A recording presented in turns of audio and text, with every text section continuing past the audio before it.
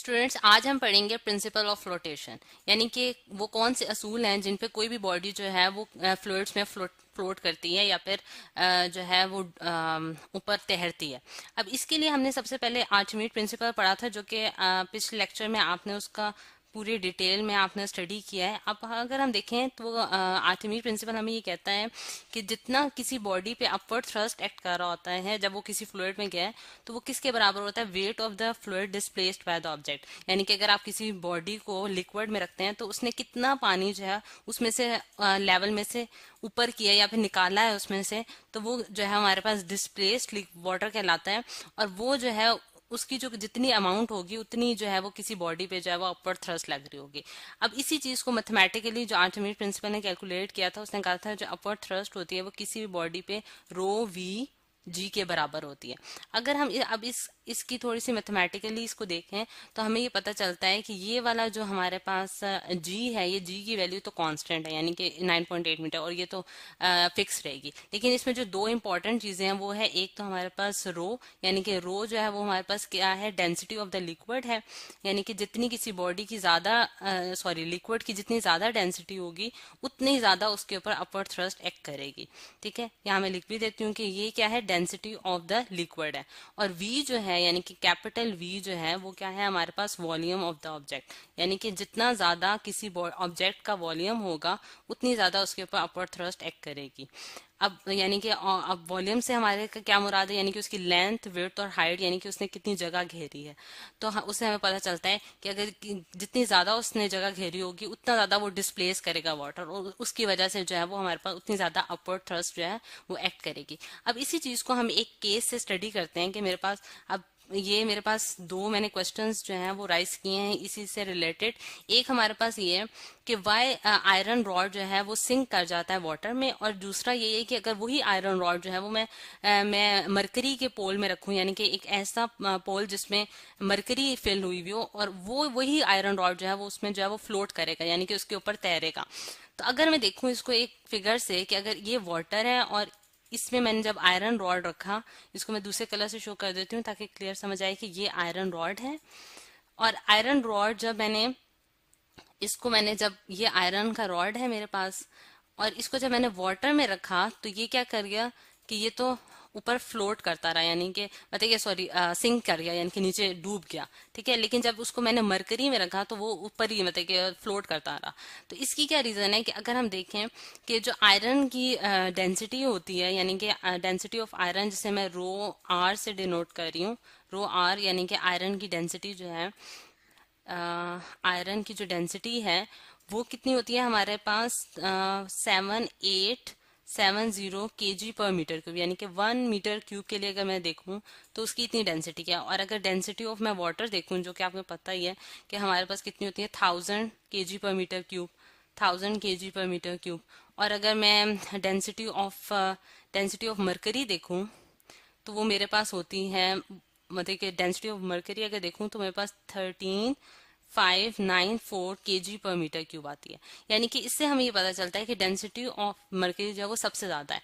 अब इस केस में जो है इसका सिंक करने की रीजन अगर हम तलाश करें तो हमें ये पता चलता है कि आयरन जो है वो वाटर में जब डाला तो वो सिंक क्यों कर गया, यानी कि डूब क्यों गया? इस वजह से कि आयरन की जो डेंसिटी थी वो वाटर की डेंसिटी से ज्यादा थी, तो इस वजह से उसने वो नीचे चला गया, यानी कि उसकी डेंसिटी जो है वो हावी आ गई।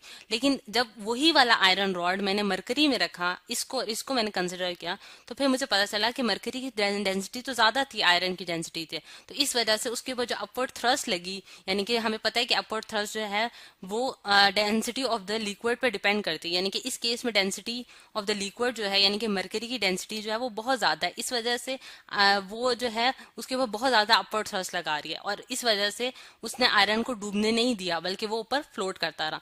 इससे हम कुछ कंक्लूजन्स निकाल सकते हैं कि अगर मेरे पास जो है वेट या फिर डेंसिटी जो है, यानी कि यहाँ अगर मैं 3 इसके रीजंस लिखूं, डिफरेंट कलर से लिख देती हूँ ताकि कुछ प्रोमिनेंट हो जाए।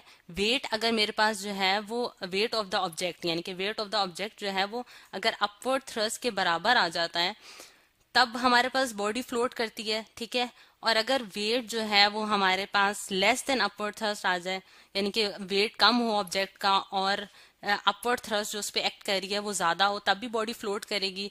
लेकिन अगर वेट जो है वो ज्यादा हो जाए अपवर्ड थ्रस्ट के, तो फिर क्या होगा कि वो सिंक कर जाएगी। यानी कि ये किसका केस है, सिंक का केस है। और ये दोनों किसके केस हैं, फ्लोट करने के। यानी कि इन दोनों केसेस में बॉडी क्या करेगी, फ्लोट करेगी। अच्छा, अब अगर हम ये यानी कि ये हमारे पास जो है बेसिक प्रिंसिपल्स निकले हैं जिनसे हमें ये पता चलता है कि कौन सी बॉडी फ्लोट करेगी और कौन सी बॉडी सिंक करेगी। अब यहाँ देखते हैं कि ये जो हमारे पास रूल्स हैं या फिर असूल जो हैं ये किन चीजों पे वैलिड होते हैं। ये वैलिड होते हैं लिक्विड यानी कि फ्लूइड्स में वैलिड होते हैं, और फ्लूइड्स में हमारे पास जो है वो लिक्विड्स भी आते हैं और हमारे पास गैसेस भी आती हैं। अब हम इन दोनों के लिए डिफरेंट डिफरेंट केसेस देखेंगे ताकि हम इसी चीज को बहुत ज्यादा अच्छे तरीके से एलैबोरेट कर सकें। अब अगर आप देखें यहाँ मैंने जो है वो यानी कि अपवर्ड थ्रस्ट या बॉयंट फोर्स जो है वो इन केस ऑफ लिक्विड की एग्जांपल लिया है कि मेरे पास एक बोतल थी, जो शीशे की बोतल थी, और उसमें मैंने मतलब कि उसको मैंने यूं हॉरिजॉन्टल पोजीशन में एक वाटर में डाला है। ठीक है, अब यहाँ वो हॉलो है यानी कि इसके अंदर मैंने कुछ भी नहीं डाला हुआ। इस टाइम इस पे जो इसका जो वेट है वो 1 पाउंड आया है। यानी कि कितना है, 1 पाउंड। 1 पाउंड इसका वेट था। अब ये जब यानी कि इसका वेट ये है और जो इसके ऊपर अपवर्ड थ्रस्ट लग रही है यानी कि लिक्विड की डेंसिटी की वजह से, इसके वॉल्यूम की वजह से और जी की वजह से, जो कि हमने फॉर्मूला में देखा है कि रो वी जी के बराबर होती है, तो वो मेरे पास कितनी आई है, यानी कि 10 पाउंड्स की इसके ऊपर अपवर्ड थ्रस्ट लग रही है। अब इस केस में जो अपवर्ड थ्रस्ट है और ये वेट है यानी कि अपवर्ड थ्रस्ट जो है वो ज्यादा है। इस केस में क्या है, अपवर्ड जो थ्रस्ट लग रही है किसी बॉडी पे वो क्या है, ज्यादा है वेट के मुकाबले में, इसके वेट के मुकाबले में। तो क्या हुआ कि वो बॉडी जो है यानी कि ये जो बॉटल है ये इसके ऊपर क्या करेगी, तैरेगी यानी कि फ्लोट करेगी। अब दूसरे केस में मैंने क्या किया कि इसके अंदर कुछ जो है स्टोन्स डाल दिए यानी कि पत्थर डाल दिए थोड़े से। अब उस केस में उसका वेट जो है वो 9 पाउंड तक पहुंच गया। 9 पाउंड से जब इसका वेट पहुंचा तो इसके ऊपर जो अपवर्ड थ्रस्ट लग रही थी यानी कि जो जो इसने वाटर डिस्प्लेस किया या फिर वॉल्यूम की वजह से और इसकी जो डेंसिटी ऑफ द लिक्विड की वजह से जो इसके अपर थ्रस्ट लग रही थी वो 10 पाउंड की लग रही थी, जो कि इस केस में भी 10 पाउंड की लग रही थी। ठीक है, तो अब यहां से क्या हुआ कि अब ये इस केस में भी यही है कि अपर थ्रस्ट जो है वो ज्यादा है उसके वेट से, लेकिन इस केस में उसने जो डिस्प्लेस वाटर किया वो बहुत ज्यादा किया, लेकिन फिर भी ये जो है वो मतलब कि हाफ फ्लोटेशन में यानी कि फ्लोट कर रही है उसके ऊपर, फ्लोटेशन का ही केस है। और जब मैंने स्टोन्स की तादाद बहुत ज्यादा कर दी यानी कि उसका जो वेट था वो 12 पाउंड्स तक पहुंच गया, यानी कि वेट जो है इस केस में क्या हो गया, ज्यादा हो गया अपवर्ड थ्रस्ट के मुकाबले में। वेट जब ज्यादा हुआ अपवर्ड थ्रस्ट के मुकाबले में तो ये क्या करके जो बॉटल थी वो क्या कर गई, सिंक कर गई, बॉटल हमारे पास सिंक कर गई। तो इससे हमें ये पता चला कि क्या जो है ये मतलब कि किस केस में जो है वो फ्लोट करेगी बॉटल और किस केस में जो है वो सिंक कर जाएगी। अब इसी चीज को हम गैसेस में भी देखते हैं कि गैसेस में ये रूल्स जो हैं ये किस तरह एप्लीकेबल होते हैं। अब यहाँ मैंने एक पैराशूट की एग्जांपल ली है कि पैराशूट में क्या होता है, हॉट एयर जो है वो अंदर फिल की जाती है। अब जो हॉट एयर होती है वो लेस डेंसर होती है, हमें पता है कि वो उसकी डेंसिटी बहुत कम होती है, तो क्या होगा कि वो ऊपर की तरफ जो है वो उड़ेगा, बैलून जिस तरह हम होता है।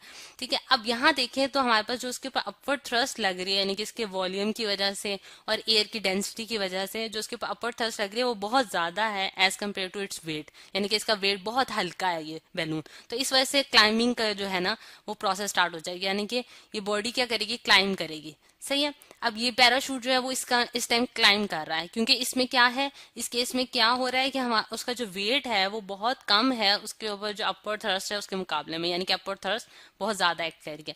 अब यहाँ क्या हो रहा है कि जो वेट है वो बराबर आ गया है उसके अपवर्ड थ्रस्ट पे। यहाँ उसके मतलब कि हमने क्या किया कि उसके ऊपर से उसमें जो हॉट एयर की तादाद थी वो हमने कम कर दी। ठीक है, यानी कि उसमें से एयर की तादाद जब हमने कम की तो इसका मतलब है कि उसका वेट जो है वो उसके मुकाबले में थोड़ा सा ज्यादा हो जाएगा। जब वेट अपवर्ड थ्रस्ट के बराबर आएगा तो वो लेवल फ्लाइट करेगा, यानी कि एक यूनिफॉर्म वेलोसिटी से मतलब कि एक खास लेवल पे जो है ना उसकी फ्लाइट होगी, यानी कि वो एयर फिर उस मतलब कि दूसरी चीजें आ जाती हैं कि वो जहां हवा का ज्यादा हवा जिस डायरेक्शन में चल रही होगी वहां उस डायरेक्शन में बैलून चलना शुरू हो जाएगा। और फिर दूसरे केस में क्या हुआ है कि यहाँ अगर हम देखें डिसेंडिंग यानी कि नीचे की तरफ जब आएगा, यानी कि कब आएगा नीचे की तरफ, जब हमने उसमें से एयर बहुत ज्यादा कम कर दी तो उसका वेट जो है जब ज्यादा हो जाएगा उसके ऊपर अपवर्ड थ्रस्ट के मुकाबले में तो वो क्या करेगा कि नीचे आना शुरू हो जाएगा। तो और वो जो है नीचे जो है वो फ्लाइट कर सकता है, यानी कि उसकी हम उसको नीचे जो है वो जमीन पे उतार सकते हैं। तो इससे हमें ये पता चलता है कि क्या प्रिंसिपल्स हैं फ्लोटेशन के फ्लूइड के केस में यानी कि लिक्विड्स में भी और गैसेस में भी।